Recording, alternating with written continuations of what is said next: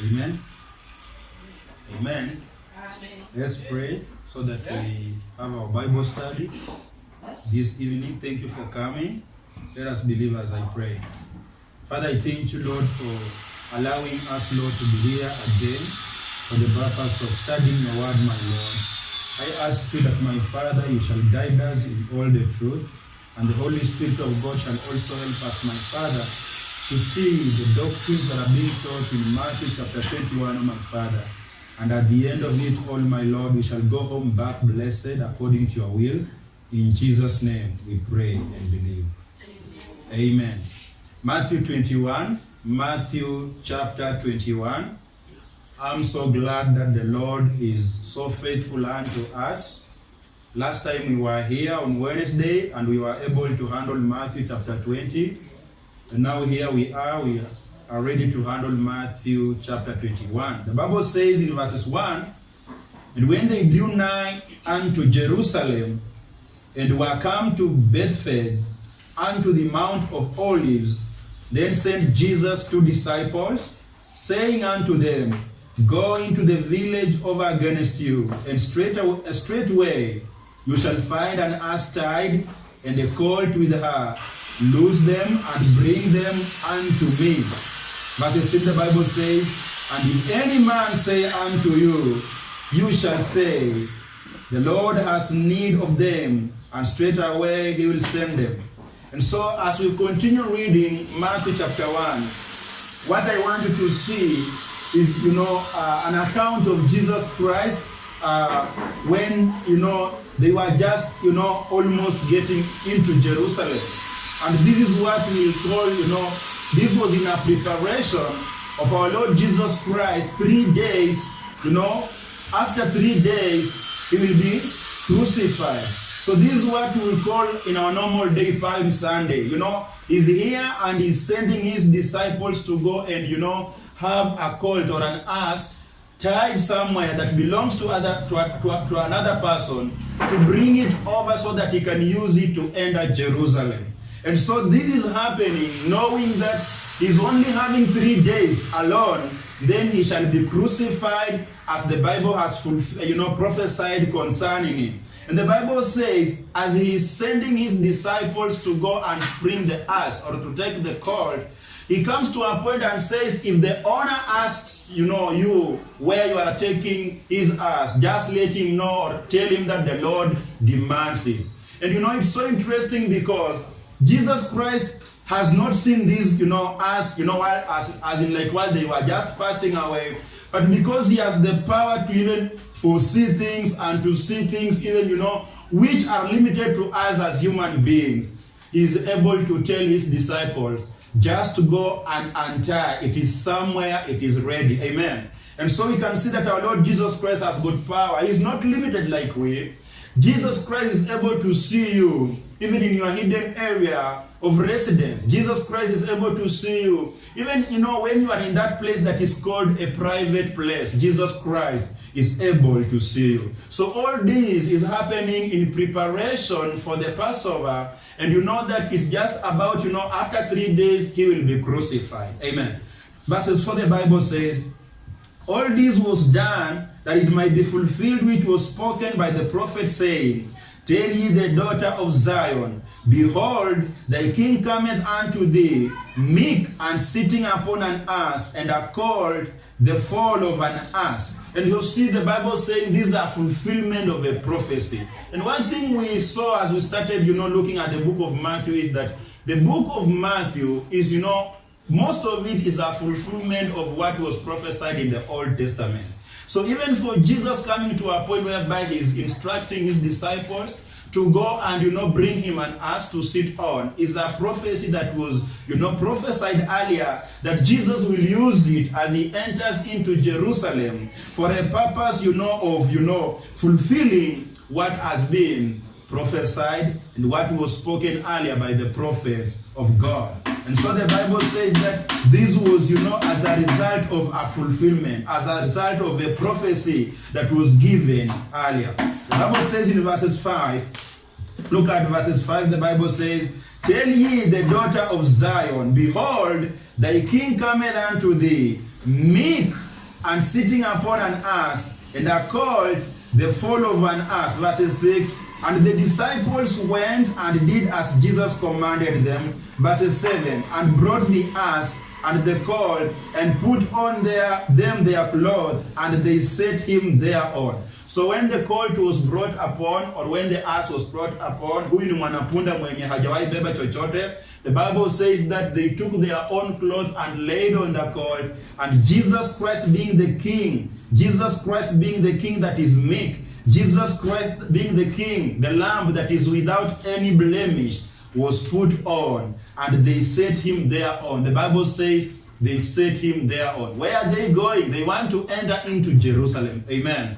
Verses 8, the Bible says, and a very great multitude spread their garments in the way. Others cut down branches from the trees and strewed them in a way. I say this is what you normally see with, especially nowadays we see it happening with the Catholics. It's called the Palm Sunday, when they are carrying, branches, reeds, like it's a celebration. So this is exactly what is happening unto the people of Jerusalem as they prepare Jesus Christ to enter into Jerusalem. The Bible says some took their clothes and even laid on the way. Others took, branches and laid on the way. They are doing this for the sake of the King, who is our Lord Jesus Christ. And the Bible says in verses 9, and the multitude that went before and that followed cried, saying, Hosanna to the Son of David. Blessed is he that cometh in the name of the Lord. Hosanna in the highest. So you see, Jesus is entering Jerusalem, not alone, and not only with his disciples. Remember, he, in chapter 20, he just told his disciples, it's time we go to Jerusalem. But now as he gets into Jerusalem, he's sitting on a young donkey or an ass that has never carried anybody, that is still, young. And, the Bible says people are surrounding Jesus Christ. People are singing. The Bible says they are crying. They are saying, Hosanna to the Son of David. Why is it calling the Son of David? Because, Jesus came through the roots of David. Though he is the Lord, he is God, David calls him my Lord, but when he was God in the flesh, when he came over as a child in the manger, he came as the Son of David. The Bible says, blessed is he that cometh in the name of the Lord, Hosanna in the highest. Look at verses 10. The Bible says, and when he was coming to Jerusalem, all the city was moved, saying, who is this? And the multitude said, this is Jesus, the prophet of Nazareth of Galilee. So you can see that at the entrance of Jesus Christ in Jerusalem, the city never remained calm. The city was moved. People came together wondering, what is happening? Who is this that people are singing about? Who is this that people are praising? And as they asked, they were given a response of saying, it is Jesus, the prophet of Galilee. But you, brethren, even as people are busy into celebrating Jesus, not everybody in Jerusalem was celebrating Jesus. Not everybody was like, Hosanna, Hosanna, the highest. Hosanna, blessed is he that cometh in the name of the Lord. Hosanna, Hosanna, like praising Jesus. Not everybody was doing that. Some were not even into that because they hated Jesus. And I'm speaking about the Pharisees, I'm speaking about the chief priests, I'm speaking about the men in the collar, I'm speaking about the men of the church, the men that always will appear to be religious. These are the same people that gave Jesus a difficult moment. And even as the people, the multitudes are celebrating Jesus coming into Jerusalem as the king, for them they are not happy. Look at verses 15 to prove that. Verses 15. The Bible says in verses 15 of the same chapter, and when the chief priests and the scribes saw the wonderful things that he did, and the children crying in the temple and saying, Hosanna to the Son of David, they were so displeased, meaning they were annoyed. They did not like it. They didn't like see children praising God. They didn't like see children praising Jesus. And they come to a point, verse 16, and said unto him, hearest thou what they say? But the Bible continues to say, and Jesus said unto them, yeah, have you never read, out of the mouth of babies and sucklings, thou hast perfected praises? So these people here are not happy about, children even praising our Lord Jesus Christ. They are not happy, hearing Jesus saying, Hosanna, Hosanna the highest. And Jesus comes to a point and tells them, have you not read? If we can come to a point and refuse to praise Jesus, even as grown-ups, if we can come to a point in our own, knowledge and understanding and in our own pride, we come to a point and say, we will not praise Jesus. We don't have time. You know what the Bible is saying here? The children will praise Jesus. Amen. And that is why it is important when we come to church. We come with our children. Sometimes I have noticed, even for grown-ups in this church, when people are singing, they are not singing. But you know what? Children are singing. And sometimes children can, have some difficulties in, singing the whole song, pronouncing the words well. But you know what? God is receiving their praises. And Jesus also said, if everybody can shut his mouth and say, I'll not praise Jesus, God is able to make the stones to praise him. Amen. So Jesus Christ deserves our praises. We should not be like the Pharisees. We should not be like the chief priests. We should not be like, so religious to an extent that we are so blinded. We cannot notice that this is the Son of God. This is, the Messiah. This is the Savior of the world who came to seek for the Lord. Let's praise him. It is good that when we come in church, it is good wherever you are, you praise the Lord. And these guys are not happy. To an extent, they are telling Jesus, are you seeing what they are doing? Are you seeing what these children are saying? Are you hearing what they are saying? And Jesus is confirming unto them, have you not read? Do you not understand that it was said so? Do you not understand that it was prophesied? Brothers and sisters, I'm also asking the same question. Have you not read? People are in church, but they are not reading the Bible.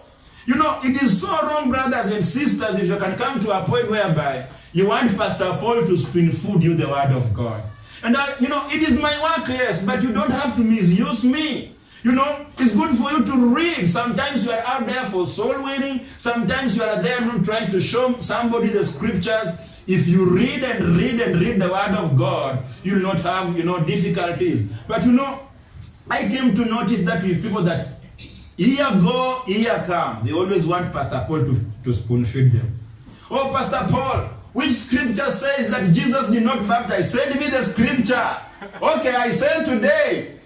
Next year, the same person comes up. Pastor Paul, which scripture says that, Shadrach, Meshach, and Abednego were thrown into the furnace of fire? Imagine, brother, sister, if you cannot even recall where that scripture is found, it means that you are not reading the Bible, and you don't want to be like these men that, appear so religious. In church, they are present, they are carrying the Bible, going to church, they are there on time and all that, but after they get out of the church, they never read the Bible for themselves, and therefore everything is to be spoon-fed. Jesus is asking these guys, have you not read? Because if you had read, you should have not asked me whether I am seeing what the children are doing or whether I'm hearing, because you should have just understood it is done what? It is written. Amen.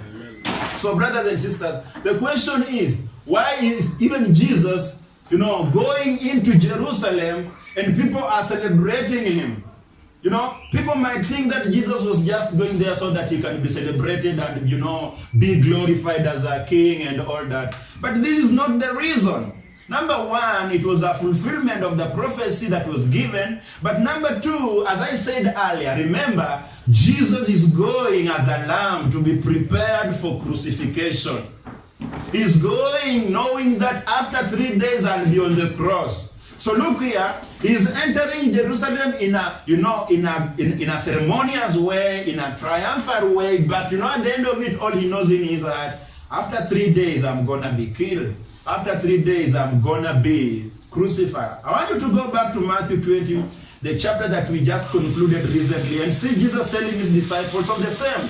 Because that is the whole point of them going to Jerusalem. Amen. He was not just going there so that people can now notice that the king has come. Of course, he's the king, but he was not to be, like, I'm just going so that I can be praised, so that people can, sing songs and all that. That was not the whole point of him going to Jerusalem. He went to Jerusalem with a reason.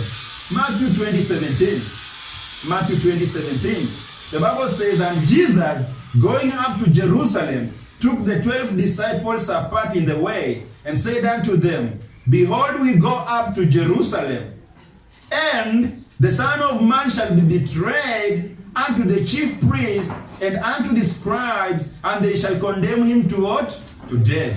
Verses 9, the Bible says, and shall deliver him to the Gentiles to mock and to scourge and to crucify him. And the third day he shall rise again. So that is the reason why Jesus Christ is going to Jerusalem. So even as people are busy celebrating Hosanna, Hosanna, Hosanna, Hosanna, Jesus understands, and his disciples also understand, because he kept on reminding them that one day I'll go to Jerusalem and I'll be killed. And this now was the time he was going there to be killed, for the scriptures to be fulfilled.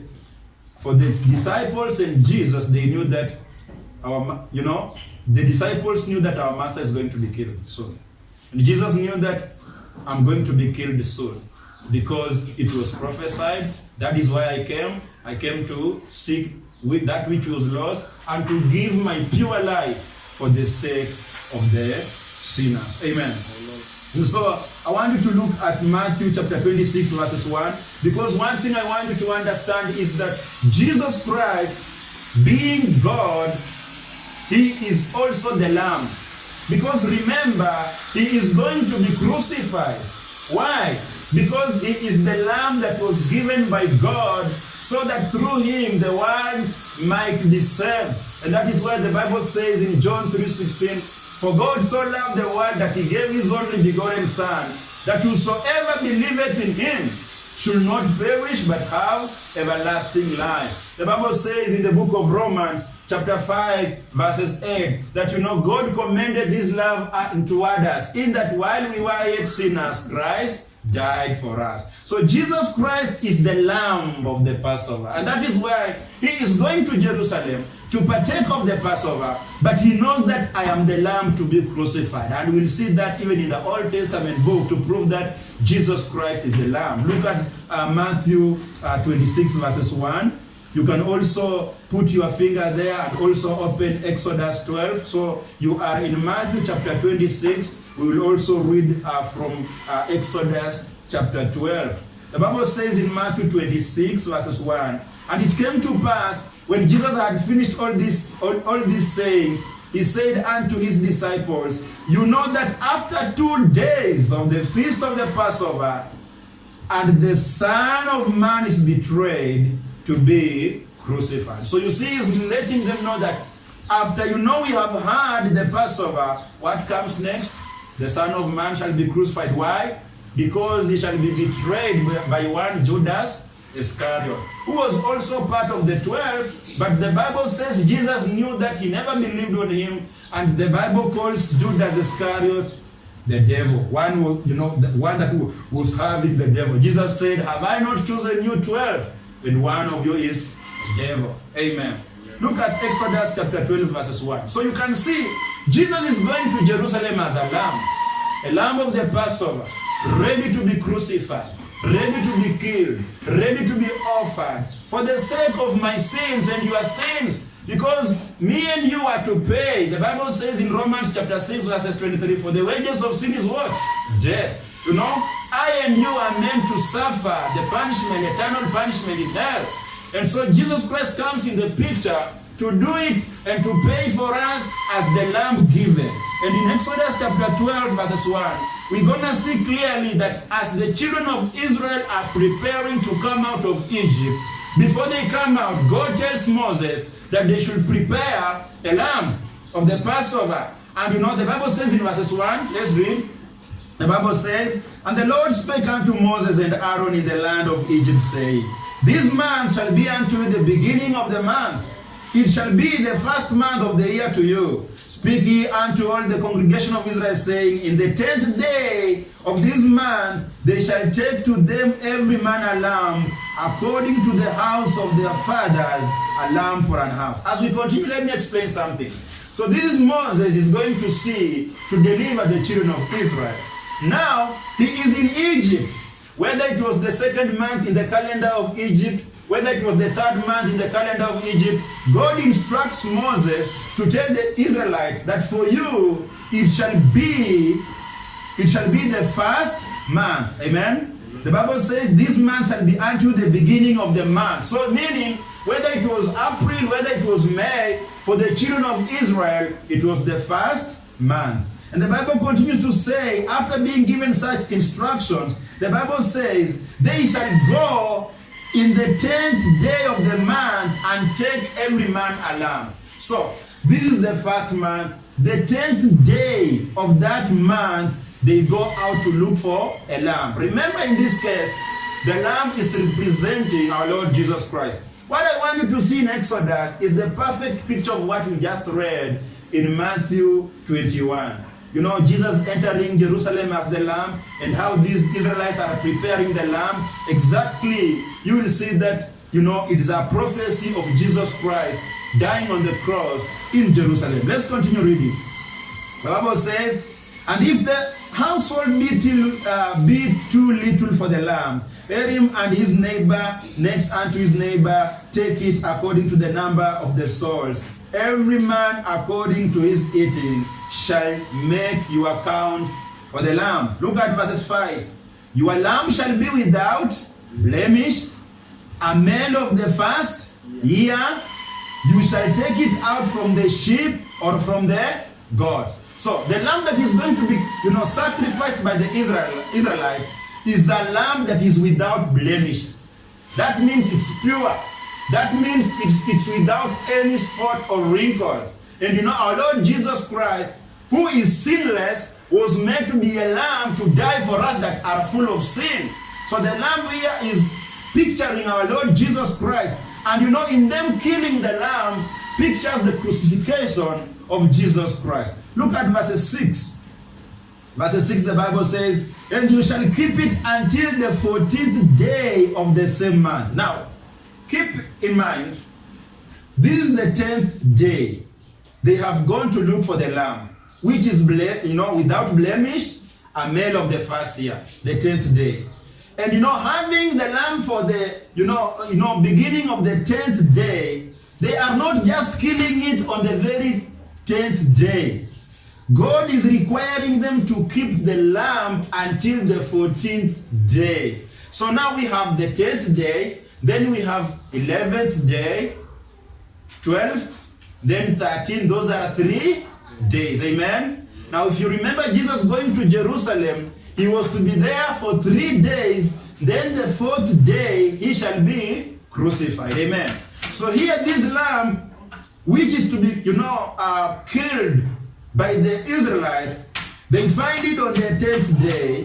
God instructs them to keep it until the 14th day, which means they shall kill it. They shall slaughter it on the 14th day. So from the 10th day to 14th day, that means we have 3 days. Then on the 4th day, the lamb is done what? Is killed. Exactly with what happened with our Lord Jesus Christ. He is in Jerusalem. He is counting days. He knows that this is the first day, second day, third day. After the third day, the 4th day, I will be done what?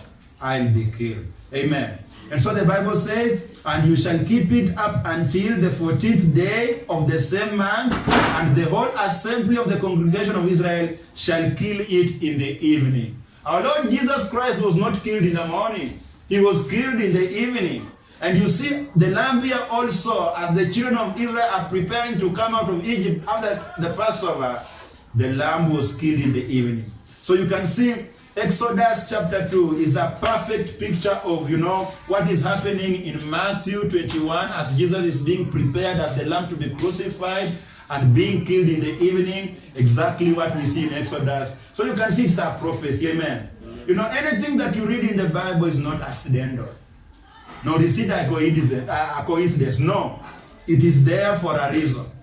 And if you are a good reader of the Word of God, and you have the Holy Spirit of God, every chapter you see, you will see Jesus Christ coming up, the prophecies coming up, the Bible being fulfilled. And that is the beauty of the Word of God. Amen. Let's continue with Matthew 21. So far we can see that Jesus Christ is going to Jerusalem. They are celebrating. They are singing songs. Children are singing Hosanna, Hosanna. But the chief priests and the men of the temple, are not happy about it. They are envious about him. But we get to see that Jesus has gone to Jerusalem with a purpose, knowing that after 3 days he's going to die because of your sins and because of my sin, to redeem that which was lost. Let's continue. Matthew 21. Look at verses 12. Now this time Jesus is in Jerusalem already. And Jesus went into the temple of God. Now, when you see the word the temple, in the Old Testament, the temple represented the church. The temple is the house of God. Today we don't have the temple. Today we have what we call the church. And the temple in those days was, a building that would house, people going in, and Jesus used to go into the temple. But today, what is called a church is the congregation of saints. Amen? So, today we don't have temples. Today we have what we call the church. The congregation, the meeting, the converging, the assembling of the saints. When I and you seated here, the Bible says, Jesus said, where 2 or 3 are gathered in my name, his presence is with us here. That is the church. And so the Bible says here, and Jesus went into the temple of God, that means the church of God in the Old Testament, and cast out all of them that sold and bought in the temple, and overthrew the tables of the money changers, and the seats of them that sold doves. Imagine, Jesus knows that my days are just coming close to be killed. But that doesn't discourage him, to continue doing whatever he is required to do. The Bible says he goes into the temple and he finds people doing businesses. The Bible says people exchanging money. People have changed the house of God into a place of exchanging money. People have changed the house of God, and they are selling things there, they are exchanging, they are doves and all that. And verse 13, and said unto them, it is written, my house shall be called the house of prayer, but you have made it a den of thieves. That is a very strong statement, brother. That is a very strong statement, sister. And I want you to give it your attention.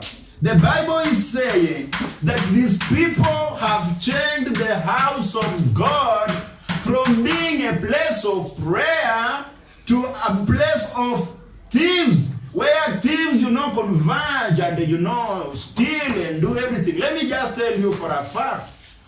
Jesus is simply saying, if we come at this place the way we are seated, and we begin exchanging money, we begin selling, unto each other our goods and our business commodities, or Pastor Paul comes up with books and begins to sell unto you, or, we begin selling unto these sermons, we are called thieves.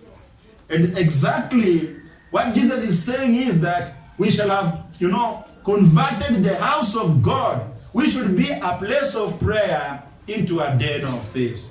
And you and me agree that this is what is happening outside here. And I don't mean to say that every place you go is a house of God. The Bible says others are the synagogues of the devil. Others are, if we used to have the synagogues of the devil, even today we have the churches of the devil. They also have the name of Jesus. They also do things in the name of Jesus. The Bible says, devil, Satan, he's transformed himself into an angel of light. Even so, his ministers shall be transformed, are transformed as ministers of light. And therefore, today, I don't mean to say that every church is the church of Christ. I don't mean to say that every church you see people converging on Sunday and all that is, the church whereby, as in like Jesus Christ is with them there. That is not the point. But I'm saying we have the churches of God, which are true churches, but people are deep into businesses. People are selling books. People are selling, people are exchanging money. We are out there with, soul winners. preaching the gospel, bring people in church. Then another guy just comes with his businesses, begins to tell people in church, I am selling here mandazi, I'm selling here clothes. Please, after the service, buy them from me. That is a thief. Because if you want people to come and buy your own things, create your own platform. Amen? Create your own platform at the marketplace and let people come buy your things at the marketplace. Instead of you waiting for the pastor to pray and God for soul winning together with the church saints and bring people in church, and you come ready knowing that there's a ready market in that church. That is very wrong. Today, pastors are deep into businesses. They have opened canteens in the churches. You know what? Because they know that if I have 100 people and these people are coming with their children, definitely the children will feel hungry. So let me open a canteen here, sell some, tea and mandazis. At the end of the service, I'll be going home, pocketing like 10K, 5K and all that. You see them preaching on TV every time. What are they doing? They are just using the name of God to make money. They're always reminding you, please call this number. M-Pesa number is, is just scrolling here, down here. Using the name of Jesus Christ to make profit. Using the name of Jesus Christ to make money. And it's something that is also happening even with the so-called gospel musicians or gospel industry. They are just using the name of God to enrich themselves. They are making, using the name of God to live in good houses. They are using the name of God to, the name of Jesus Christ to build good houses, to drive good cars, to live a luxurious life, putting on well, and people will call that the glory of God. That is not the glory of God. The Bible says these are thieves. Amen. We are not here to make money. I believe that the reason why you are seated here is to hear the word of God. But if you have come here so that you can find clients, so that you can find customers, so that you can find a ready market, understand this. Jesus is saying you are a thief. And you are making the house of God to be a den of thieves. You know what is a den? It's like a den of lions. You don't find there only one lion. You find several lions. So when Jesus is saying a den of thieves, there are more than two thieves doing the business. They have changed the reason, of God's house into a merchandise, making people, making profit out of people. And pastors also can sell things unto you. You do not accept that. And you also don't come with your things in the church. This is a place of prayer. And anybody can come here to pray, and anybody can come here to hear the word of God, but not for the reason of making money and making profit and, for your own, selfish interest. I want you to go to Isaiah 56. Isaiah 56, so that you can see what Jesus is trying to say when he says the house of God is a house of prayer. It is not discriminating anyone. Provided you are a believer and you believe in the Lord Jesus Christ, anyone can come here for prayer, but not for businesses. And as you open Isaiah 56:7, let me continue reading Matthew 21. The Bible said, and said unto them, it is written, my house shall be called the house of prayer, but you have made it a den of thieves. And the blind and the lame came to him in the temple, and he healed them. So I want you to see Jesus. Imagine if Jesus was here today physically in the body, and he gets into a church and he begins beating up people, overturning tables, pouring money down. People will come and ask Jesus, are you even saved? Because saved people are always known to be very soft and calm. They don't quarrel. They don't complain. Everything is just amen. I am saved. I cannot do anything. No. Look here. We are being given a serious picture of our Messiah, Lord Jesus Christ, who is deep into beating people, overturning tables, telling them that this is not a den of thieves. This should be a place of prayer. But yet today, when you see the picture of Jesus, the so-called Catholic Jesus, is a very soft guy. Very smiling and two fingers here. That is just a homo. That is not our Lord Jesus Christ. And if you have that photo on your wall in your house, my friend, you are deep into idolatry. You are worshiping a false God. You are worshiping a false Jesus. Have you not read That God says we should not even draw him. We should not, form anything, be it in a form of a bird or whatever, in the name of God, or, signifying that this is God. But yet today, people's cars are having the pictures of the so-called Jesus. Their houses are having the so-called Jesus. It is not Jesus. It is a homo who is called Jesus, and that is not Jesus. Because you know what? The society today and the world today have always brought up Jesus as a very soft guy. He cannot even slap you. He cannot even, try to rebuke you. But yet what are we seeing here? The Son of God. And he's so serious on this. And the Bible says after he did that, after putting down the businesses of guys and throwing them out and, beating them up, because this is the second incident. The first incident again, he did the same thing, but now the first one, he prepared a scourge. He took wisdom to prepare. This time he said, I must beat people. Think about Jesus. Is it the Jesus people are preaching outside here? And then why do you expect Pastor Paul just to be soft? Oh, Pastor, I don't believe you are saved. Pastor, if you can tell me what you have just told me and rebuked me harshly, you are not saved. You don't have love. Jesus was having love here by hitting them hard and letting them know that, you guys are thieves. Today, call anyone a thief. Just try to stand here behind this podium and call, you are a thief. Pastor, you are not saved. Pastor, you are not saved. Why are you judging me? Do not judge. And those funny, stupid stories. But the Bible says after he did that, the blind and the lame started coming over and he healed them. Amen. Amen. Businesses, merchandise, having thieves in the house of God will hinder even the miracles and the ministration of God, the power of the Holy Spirit to take place. Because once we get deep into, oh, Sister Ellen, how much do you have? I have 500. How much are you selling that sugar cane? Come with that achik. No, when are people going to be healed? When are people going to be prayed for? Oh, I have a book. This book is only 50 pages. You can read the revelation that I received in my dream. How Jesus Christ appeared to me in a dream. Waste of time. What time are we going to pray for people? What time are we going to sing for our Lord Jesus Christ? What time are the blind coming in to receive their miracle? It cannot happen. Why? Because thieves are in the church.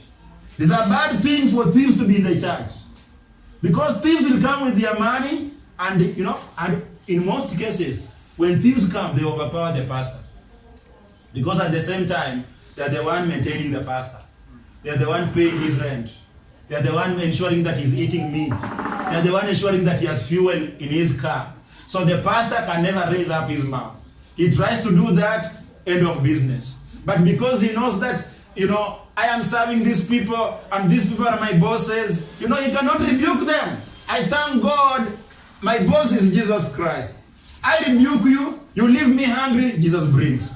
But if you are here and I know that you are the one supplying my ABCD, even when you come naked, you sit nakedly in front of me. I say, sister, praise God. God bless you so much. Sister, I can see blessing coming upon you. When I'm just lying, knowing that, I have an interest of money coming, in my pocket. That is a big lie. Amen. Isaiah 56 verses 7. Jesus spoke of, in Matthew 21, the house of God being a house of prayer. Isaiah 56, 7, the Bible says, even them will I bring to my holy mountain and make them joyful in my house of prayer. Their burnt offerings and their sacrifices shall be accepted about my altar, for my house shall be called a house of prayer for all people. It's not about, pastors alone. It's not about, lawyers alone. It's not about, it's not good. It is not good when we come to a point. It's not good. What's the problem? Don't worry. It's not good when we come to a point and we begin to call ourselves a lawyer church. This church is for just lawyers. Oh, this one is for lawyers. A lawyer goes there, he is not looked at as a person. No. Jesus is saying in his word a house of prayer for all people. That is why it is important, brother.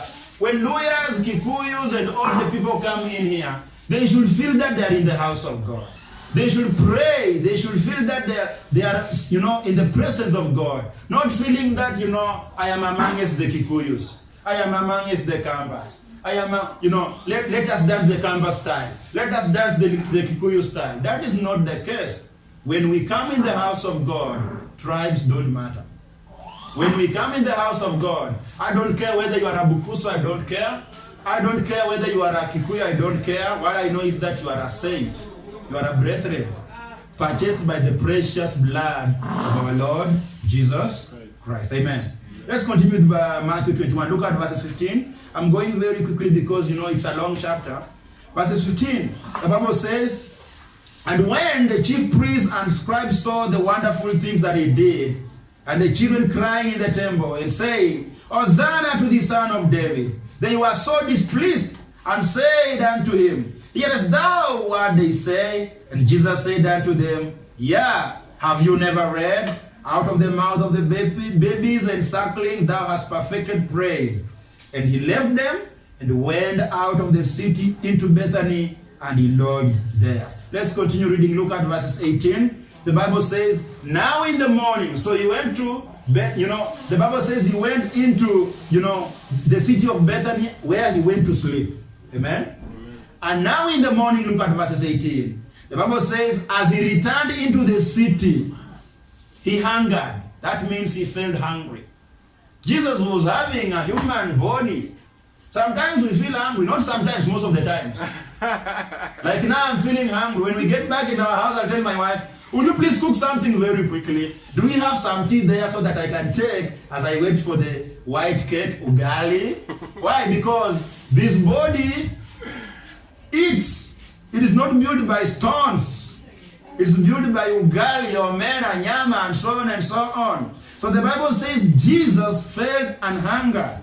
Verse 19, and when he saw a fig tree in the way, he came to it and found nothing thereon, but leaves only, and said unto it, let no fruit grow on thee henceforth forever.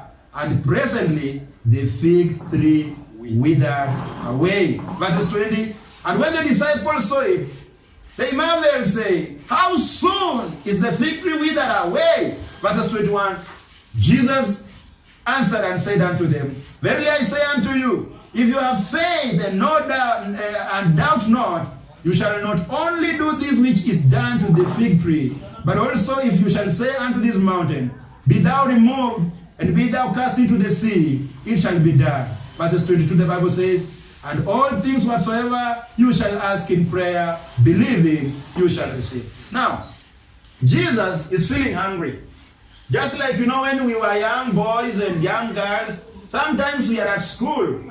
And it's around 12:45 when you know that it's lunchtime. So when the bell rings, everybody runs back to their home.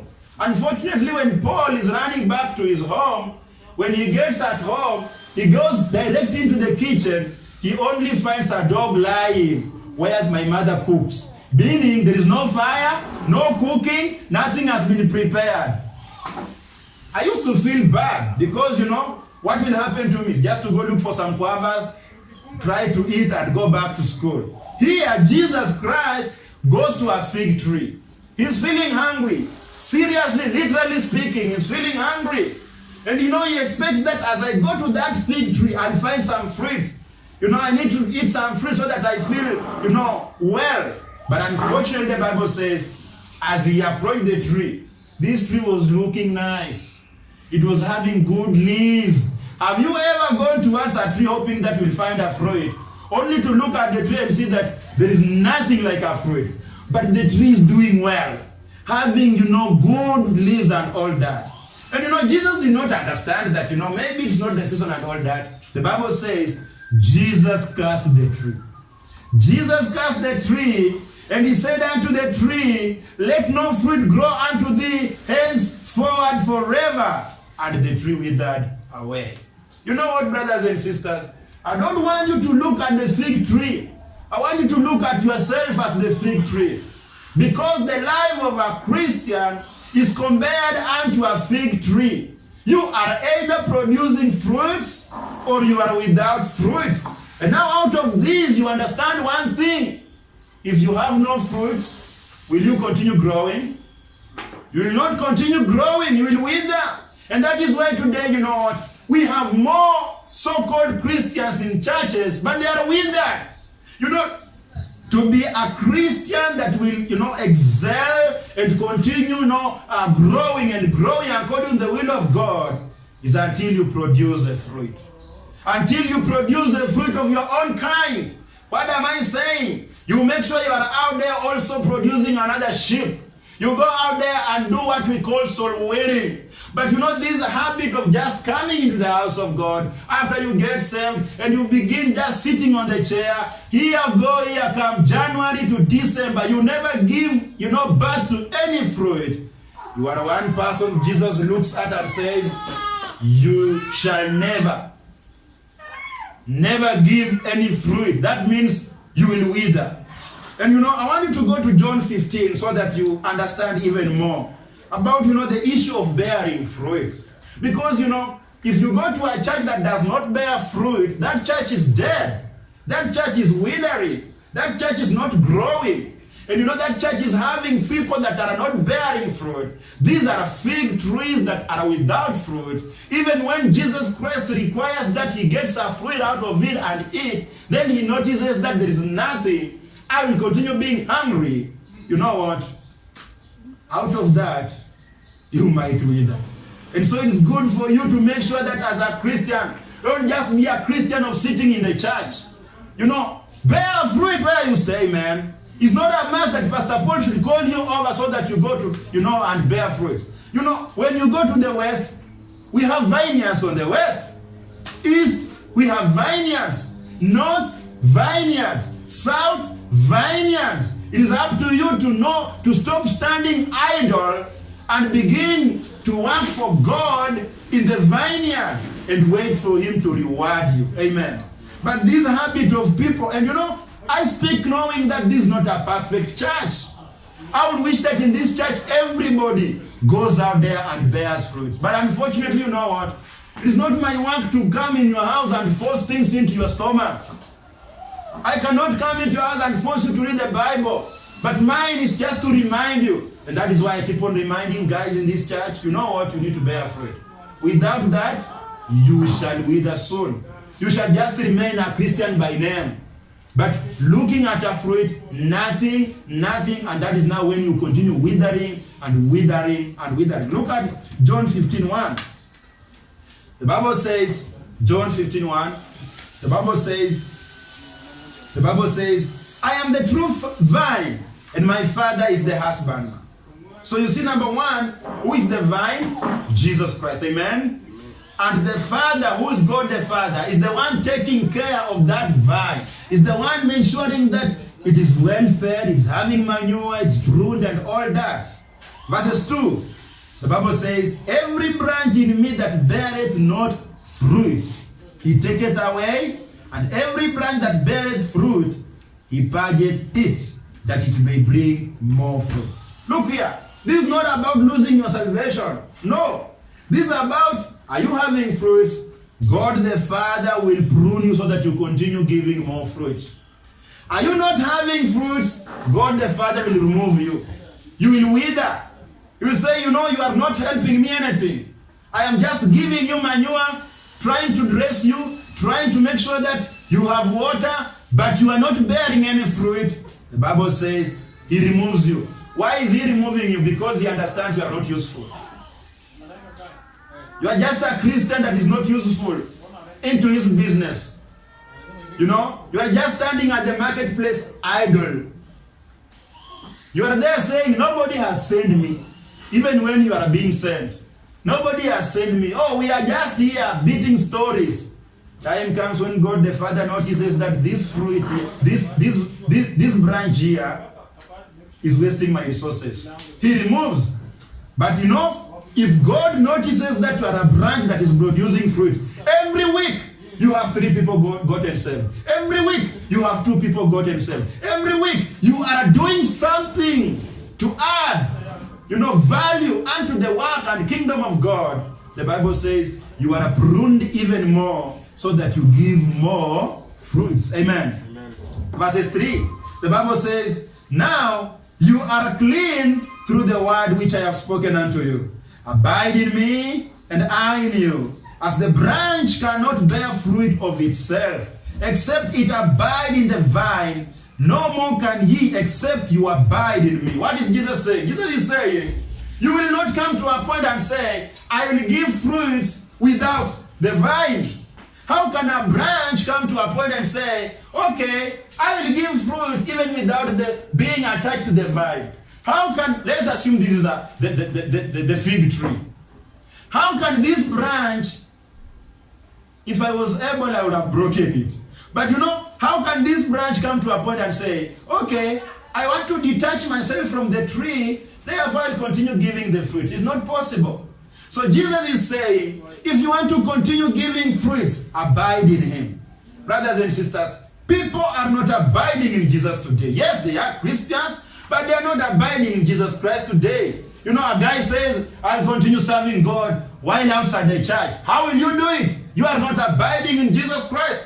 Because here we have Jesus Christ. He wants us to come. And you know what? The Bible says that it's out of us hearing his word. His word makes us to abide in him forever. And it is that word that encourages you and me to go out and do something in the vineyard and produce what? Fruits. Amen? But what if you don't abide in him? Jesus is saying you cannot bear any fruit. Forsaking fellowship, forsaking church, forsaking the word of God will make you never to bear any fruit in your life. As a Christian, never tell me that you will bear fruits outside there. Never tell me that you will be able to just be in your house and enjoy yourself. Then one morning in the on Monday you wake up and say, I'm going to bear. No. And no, the devil is a liar. Today people think that when they dance music, they are serving God and they are bearing fruit. You know? People think that when they compose a song and they dance well and they have more views on YouTube and you know they are coming from one level to another, they say, you know what? I have served God. How have you served God? Which fruit? And unfortunately today people are looking for followers. People are looking for fans instead of making disciples. That is very wrong. So Jesus is saying you can never bear a fruit if you are not abiding in him. So what is our call here, brothers and sisters? Do we want to continue bearing fruit? Do you know that you are bearing fruit? Yes. Do you want to continue bearing fruit? Yes. Abide in Jesus Christ. Abide in his word more and more. Read this word in your house. Come to church and hear the word of God. Come for Bible studies and hear the word of God. You shall find a reason even to bear more fruit. And God the Father will make sure that you are finding every resource you need, manure, to put you in a condition whereby you have water and all that so that you give more fruits.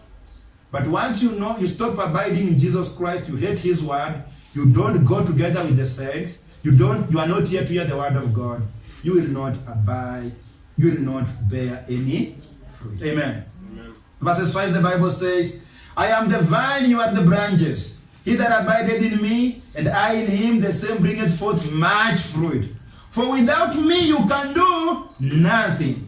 If a man abide not in me, he is cast forth as a branch. Did you see that? If you don't abide in him, you are cast forth. You wither as a branch because now you've become useless. You are not adding any profit unto the kingdom of God. No, God stops concentrating on you like, let me give you manure, let me do everything unto you. You stop. He stops. He focuses on them that are doing it, on them that are bearing fruit. Because God is also out here to make profit. It's not the will of God for you to just get saved and say, I am saved and that is the end of life. No. You are saved, yes. Will you please also abide in Jesus, hear his word and go bear fruit? The Bible continues to say, he is cast forth as a branch and is withered, and men gather them and cast them into the fire, and they are burned.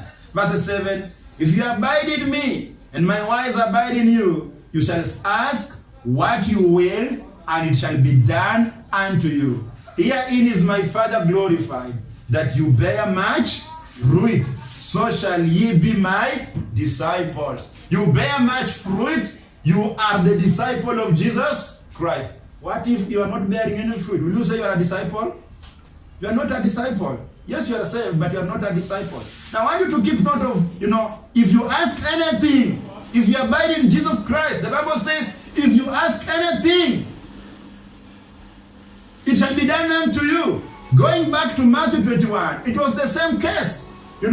He says, and all things whatsoever you shall ask in prayer, believing, you shall do what? You shall receive. Hey, if you abide in Jesus, you can pray for the sick and the sick get healed.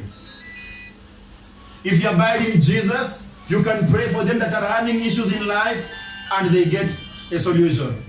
If you abide in Jesus, brother, your marriage will stand. If you abide in Jesus, sister, your marriage will stand. You know why? Because whenever you are in a problem, yours is just to call on God, the Father, and He will do it according to His will whenever you ask. Look here. Do you want a solution to your problems? Do you want your prayers to be answered? Do you want God to respond to your prayers? Ask yourself, are you abiding in His word? Because if you are going against His word and you are not working according to His will, you will ask amiss. Because you are a branch that is not bearing fruit. Reason being, you are not abiding in His word. Amen. Luke 13, let me read for you what Luke 13 says. And in Luke 13 verses 6, is a parable of, the owner, the man who is having a vineyard, going into the vineyard, trying to see whether the vineyards are producing fruits or not. Then he notices that there is this vineyard that is, there is this tree that is not producing any fruit. What does he do? The Bible says in Luke 13:6, he spake also this parable. A certain man had a fig tree planted in his vineyard, and he came and sought fruit thereon. So this is a man who is having a fig tree in his vineyard. Amen? So he comes to see whether he can find a fruit to eat. And found none, the Bible says. Then said he unto the dresser of his vineyard, behold, these 3 years I come seeking fruit on this fig tree, and I find none. Cut it down. Why cumbereth it? Why cumbereth it the ground? You see, this is a parable. It's like, I being here as a pastor, and Jesus Christ is the owner of the vineyard.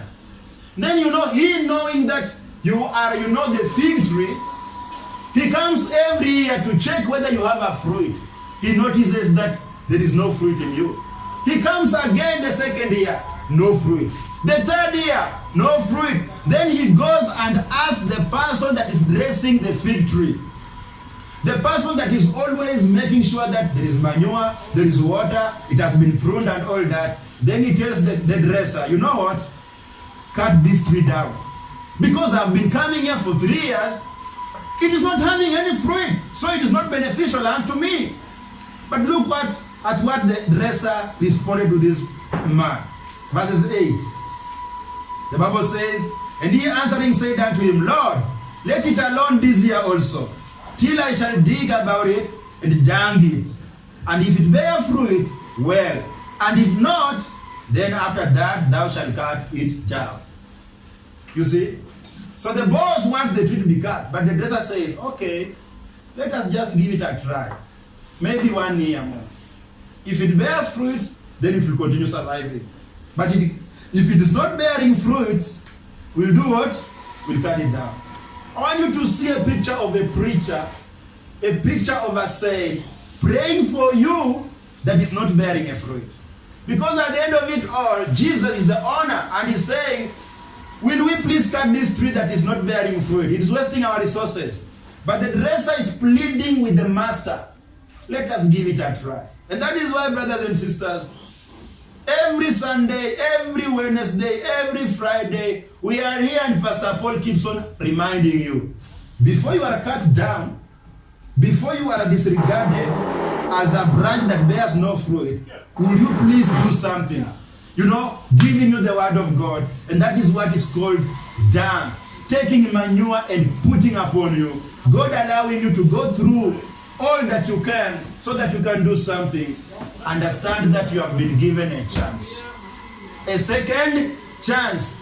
It's you to wake up. You know, when we go out for soul winning, it's not about Pastor Paul.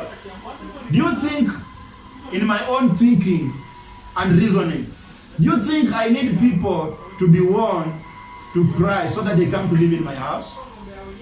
It is God's work, amen? So it is me and you to encourage each other to go and bear fruits. But if you are not, it is my work to keep reminding you. God is patient with you, and God wants each one of us to wake up and bear fruit. You got saved 2005. You got saved in the year 2018.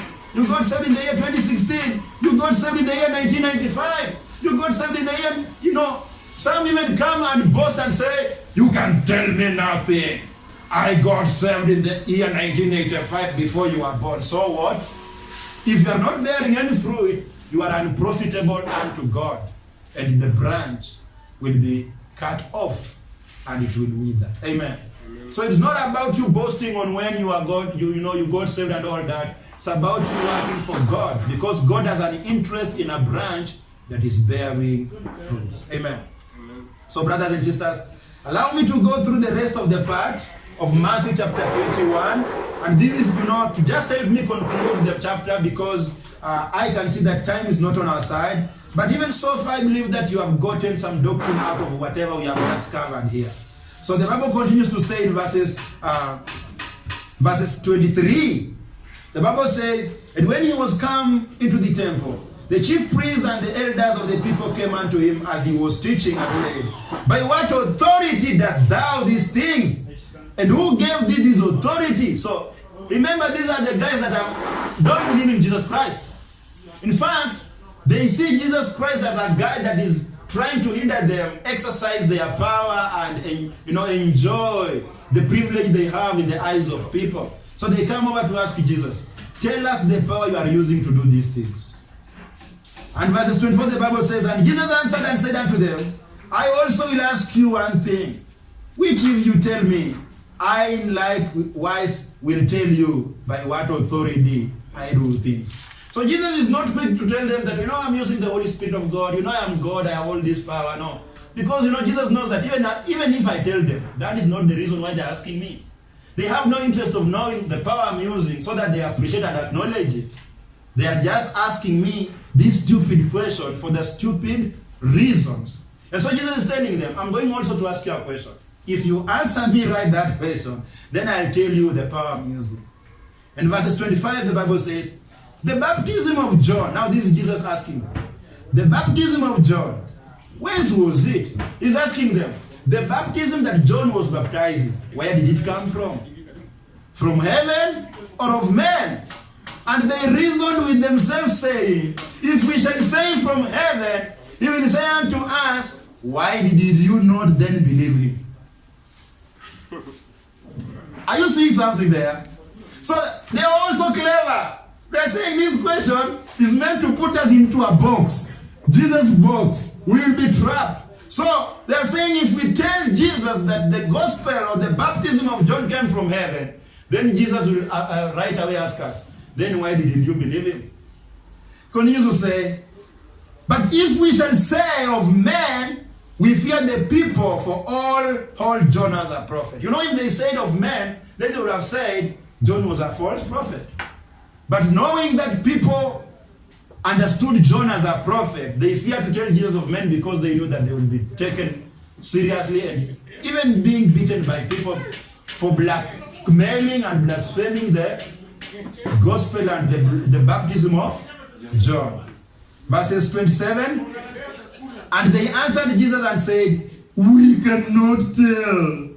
And he said unto them, neither tell I you by what authority I do these things. Jesus has solved the equation. Oh, we cannot tell you. We don't know. Oh, I'm not going also to tell you. This is Jesus. If you answered somebody this way, they say, you are so proud for. What is it? Can't you just tell us whether you are using the power of God? Are you saved? You are not saved. You are acting like a politician. Nothing like a politician here. You know what? Answer a fool the way it is expected. If you are asked a foolish question by a fool, answer it in a foolish way. Amen. Amen? Verses 28. Jesus continues giving a parable here. But what think ye? A certain man had 2 sons, and he came to the first and said, Son, go up today in the vineyard.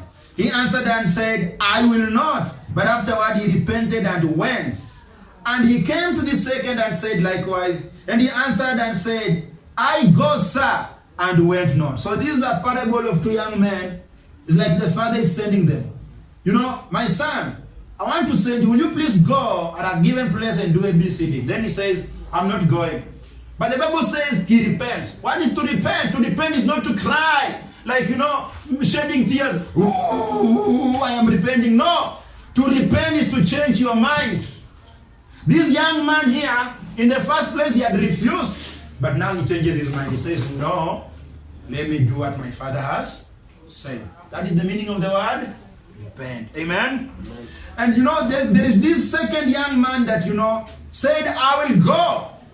But he did not go. And he came, and the Bible says in verse 31, whether of them two did the will of his father? Jesus is asking them. Between the two, who did the will of the father? The one that refused and later went, or the one that said, I am going and never went? They say unto him, the first. Jesus said unto them, verily I say unto you, that the publicans and the harlots go into the kingdom of God before you. Verse 32, for John came unto you in the way of righteousness, and you believed him not. But the publicans and the harlots believed him. And ye, when you had seen it, repented not afterward, that you might believe it. So you know what he's telling the Jews, he's telling the Pharisees, he's telling these people, you know what? You are like the second son, who said, I am going, and you never went.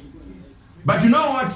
The publicans, whom by all means, everybody will just have known that even when they are sent, they will not go. They refused. But you know what? They repented. And you know, it's all about the gospel of John. Because John came preaching, they did not believe in the gospel that he was preaching. But them that were known to be stiff-necked and never to believe the gospel, them that were looked at as, you know, dirty, unpleasant, unholy, not called of God, the harlots, the publicans, are they that believed the gospel. And Jesus is telling the Jews, you guys spend a lot of time in church, spend a lot of time carrying, you know, the books of the law, spend a lot of time, you know, observing the Sabbath. Look here, the harlots and the publicans are going to heaven, in the kingdom of heaven, and you not. Why? Because you are the guys who said, we are going, and you refuse to go. You know, this is the gospel that people need outside here. Because people think that the more you go to church, the more you go to heaven. You could be going to church and you are not saved. Because you have never believed on the gospel of salvation by faith alone. You are them that say, I believe, but you need to stop APC so that you go. You are like them that say, we will go, but they are not going. But outside there, them that have never been to church, them that you know have never been, maybe even they do not have the Bible, they listen the gospel, they believe, they go to heaven. Amen. Verses 3, the Bible says, here another parable. There was a certain householder which planted a vineyard and hayed it around about, and digged a winepress in it, and built a tower, and let it out to husbandmen, and went into a far country. Verses 34, and when the time of the fruit drew near, he sent his servants to the husbandmen, that they might receive the fruits of it. And the husbandman took his servants, and beat one, and killed another, and stoned another. So this is a man that is having a vineyard. He's planted his fruits in the vineyard. He's taken husbandmen or people to take care of the fruits and all that. And now knowing that his vineyard is ready, the Bible says he sends his servants to go and tell the husbandmen to give the fruit so that they can take the fruit to the owner. But you know, they don't give the fruit. Instead, they begin to kill the servants and stone others and do every wicked thing upon them. Amen? Verses 34. 35, I mean. Verses 36, I mean. The Bible says, again, he sent other servants more than the first, and they did unto them likewise. But last of all, he sent unto them his son. Now remember, this is a parable. If you can see, the son mentioned here is Jesus Christ. You know, the servants are the men of God being sent unto the husbandmen, the men that the Jews, the Israelites that were called, you know, to show for the works of God so that other nations can believe in the gospel and believe God, the true God. You know, every time the servants are being sent, they are killed. Now the owner, God the Father, decides to send the Son, who is Jesus Christ. But last of all, he sent unto them his son, saying, they will reverence my son. If I send my son, they will reverence him. They will honor him. They have some regard. They might not think about killing him. But when the husbandmen saw the son, they said among themselves, this is the heir, meaning this is the one who is going to inherit this vineyard. Let us kill him and let us seize on his inheritance. Let us kill him so that we can have this vineyard. If you are a reader of the Bible, you know what this parable is saying, even though we are going to get its meaning as we continue reading. Who are these killing the son? The Jews. Instead of them seeing the son being sent unto them, so that, you know, they can embrace him and say, oh, the Savior is here. Oh, we've been killing the servants. We've been killing the servants of the master, but now the Savior is here. The Son of God has embraced him. They decide to kill him. Amen? Amen. The Bible says, and they caught him and cast him out of the vineyard and slew him. When the Lord therefore of the vineyard cometh, what will he do unto those husbandmen? Remember, this is a parable Jesus is telling them. And Jesus is just in a few days going to be killed. So kind of he's trying to tell them, you guys are going to kill me. I'm the son. I'm the son. So he's asking them, what do you think the owner of the vineyard will do unto these men that have killed the servants, and now later they have killed his son? They foolishly answer. Look at verses 41. They say unto him, he will miserably destroy those wicked men, and will let out this vineyard unto other husbandmen, which shall render him the fruit in their season. It's like, you know, when David had committed sin, and the prophet is sent unto him, and, you know, the prophet begins to speak unto him in a form of a parable. And then David comes to a point and says, you know what? That man that has done that wicked deed must be killed. And then the prophet tells David, it is you. It is you. So these guys here are telling our Lord Jesus Christ, those people are very bad. They have to be destroyed miserably. Not just destroyed. They have to be destroyed miserably. Meaning without mercy. And then the vineyard should be taken and given unto the faithful husbandman. They don't know that they are just killing themselves. They are just judging themselves. Verses 42. Jesus said unto them, did you never read in the scripture, the stone which the builders rejected, the same is become the head of the corner? So the problem of these people, they never read. Because every time Jesus is talking unto them is about, did you never read? Have you never had an opportunity of reading? There is a problem when you don't read, because you will act foolishly. So Jesus is telling them, did you never read in the scripture, the stone which the builders rejected, the same is become the head of the corner? This is the Lord's doing, and it is marvelous in our eyes. Therefore say I unto you. Look at, Jesus is just right away pointing his finger into their eye. Therefore I say unto you, the kingdom of God shall be taken from you and given to a nation bringing forth fruits thereof. And whosoever shall fall on this stone, meaning Jesus Christ, shall be broken. But on whosoever it shall fall, it will grind him to powder. And when the chief priests and the Pharisees had heard his parable, they perceived that he spake of them. Of course, it is easy to know that this man is speaking about us. We are the wicked husbandmen. Or we are the one who killed the servants of God. God sent us the prophets, we killed them. God sent us his men to come and preach unto us. We hated them. We killed them. And even tomorrow, very soon, we are going to kill this Son of God. But when they sought to lay, look here, after they perceived that Jesus is speaking about them, you know what they said? They did?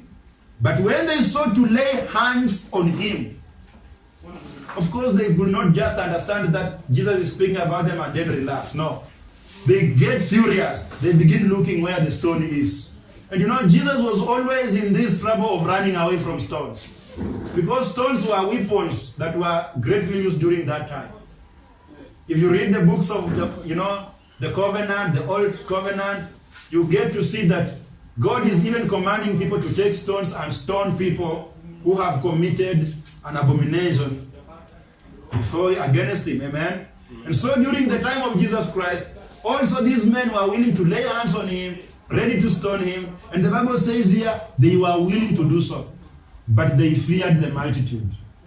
They feared the people that were surrounding Jesus, because they took him for a prophet. People looked at Jesus as a prophet, and therefore these men here would have not tried to harm Jesus at that point. But you read other scriptures, Jesus, knowing that these men are planning to kill me, he disappears and all that. Why? Because his time had not yet come. Amen. Let's pray.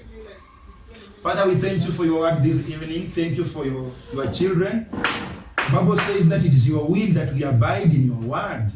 And Lord, I pray that even in this generation where people are so busy minding about their own affairs and the stomach and all that, that Lord, you shall enable your children to keep, focusing and follow on the word of God, so that it gives them the opportunity of abiding in you and bearing fruits.